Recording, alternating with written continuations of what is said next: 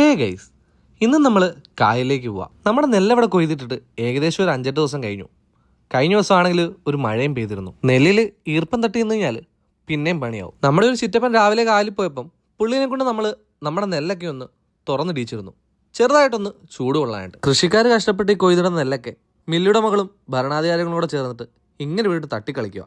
ഏത് നമ്മുടെ ഈ വെടക്കാക്കി തനിക്കാക്കൽ പരിപാടിയില്ലേ, അങ്ങനെ വെടക്കായാലല്ലേ അവർ പറയുന്ന കിഴിവും കൊടുത്ത് എങ്ങനെയും ഈ നെല്ലൊന്ന് കയറിപ്പോയാൽ മതിയെന്ന് കർഷകർ പറയത്തുള്ളൂ.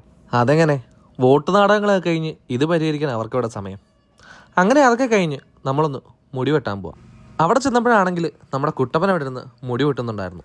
പിലിപ്പേട്ടയുടെ യൂട്യൂബ് ചാനലിൽ അവനെ കാണിക്കുന്നില്ലെന്നുള്ള പരാതിയും ഇന്ന് അവനങ്ങ് തീർത്തു കൊടുത്തു. അങ്ങനെ അവൻ്റെ മുടിയൊക്കെ വെട്ടി ഒരു ഇസഡൊക്കെ ഇട്ട് അവനും ചേച്ചിയും കൂടെ അവിടുന്ന് പിരിഞ്ഞു. പിന്നെ എൻ്റെ ഒഴിവാണ്.